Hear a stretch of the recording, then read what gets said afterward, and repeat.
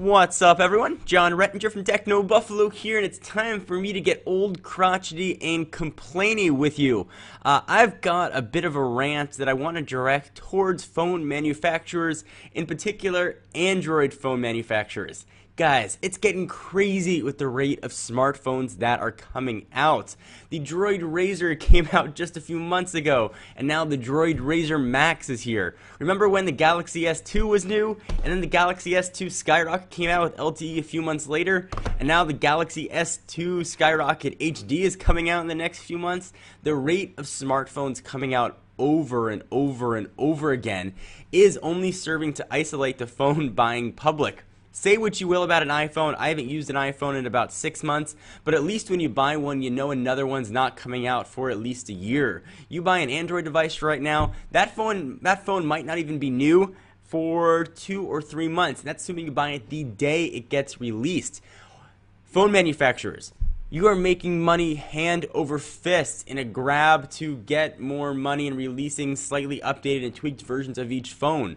Wait a few months. Release one phone. Motorola, don't release the Razr a few months ago. Wait and release the Droid Razr Max. And that'd have a bigger battery. And just call it the Droid Razr. And everybody who buys it's going to be thrilled that they're going to get a really thin device with a Kevlar back and a nice size battery that's going to work. And then you're not going to screw them a few months later with a new phone. And I say screw them, metaphorically. Obviously, they're not really. Doing that. And certainly you buy a phone, you know what the risks are. I get the other side of that argument. I really do. You know that you're not going to be new forever.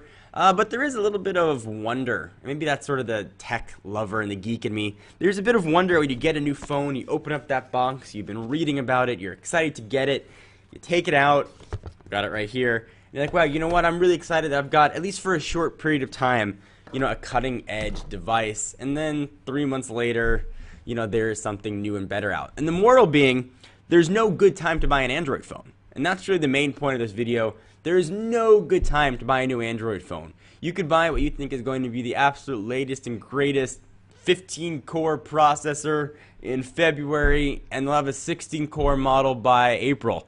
It is getting out of control.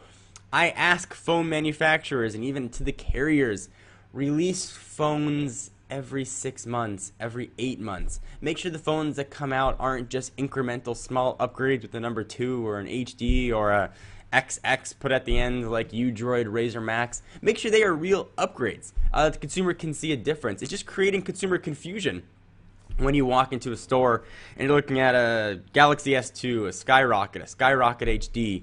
You want to buy a Windows phone, you're looking at the HTC Titan, and now the Titan 2 is coming. You don't know what to buy. And the average consumer maybe isn't as tech savvy as, say, you and me, because they got other things they're interested in.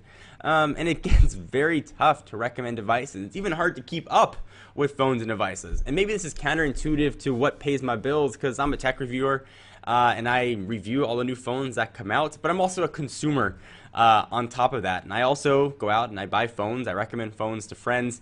And it's getting really hard to pick a phone to recommend. People always ask, when's it a good time to buy an iPhone? I can definitely say, right after release, the first 3 to 4 months, great time to buy an iPhone.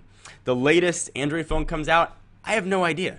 People saying, hey, should I buy the Galaxy Nexus? I don't know. It's a great phone, and you're going to love it, and it'll last you well for 2 years. But are you going to have that consumer's dissonance 3 months later when the Galaxy Nexus S comes out, or some other Galaxy S3, whatever gets announced at Mobile World Congress, comes out, and then the sequel to that a few months later? Yeah, you're probably not going to feel so good. It's also creating a bit of, I'm trying to think of the best way to phrase this, brand and operating system lashback, or feedback, not lashback, lash out.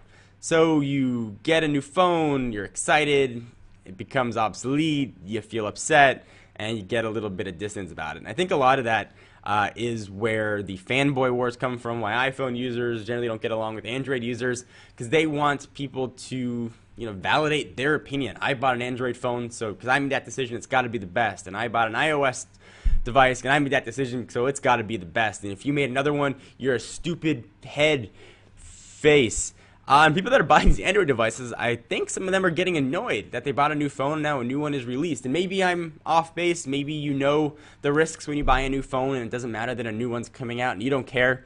But if you're stuck with a device for 2 years, you at least hope that what you're getting is going to be the latest for a finite period of time, and that finite period is getting smaller and smaller and smaller and smaller. So this was a ranty stream of consciousness video, but I was getting ready to write up a post on when is it a good time to buy an Android phone. I realized that the answer is never. There's never a good time to buy an Android phone. You're always waiting for an update to come out. You're waiting for ice cream sandwich for your phone, or there's going to be a new version that's coming out. Not saying what you're not going to buy isn't going to be great, isn't going to last you for 2 years, but there's never an ideal time when you can say, if I buy right now, I am for sure getting the latest and greatest, and that just doesn't exist in the world of Android. And it doesn't look like it's going to exist either in the world of Windows phones as those become more and more popular and more get released. So HTC has gone on the record of saying, yeah, you know what, John? They didn't say this to me, but in general, they agree with the sentiment. They said they plan on releasing fewer phones in 2012. Samsung, I urge you to do the same. LG and the rest of the manufacturers, Motorola, release phones with upgrades that we can tell what they are. Adding LTE is a great upgrade. Changing a camera doesn't necessarily count as a giant upgrade. Make sure these upgrades are things that people are going to know and are going to care about, and don't isolate the people that are buying your products. I'm Jon Rettinger. It's been another rant. Do you agree or disagree with me? I'm kind of curious to hear what you have to say. For all your tech news, be sure to check us out at technobuffalo.com. And if you want to see another side of me that's not the technology side, you can check out Inside John's Mind. Give that a subscription. Link to that's also going to be down below. I'll see you guys in the next video. Bye-bye.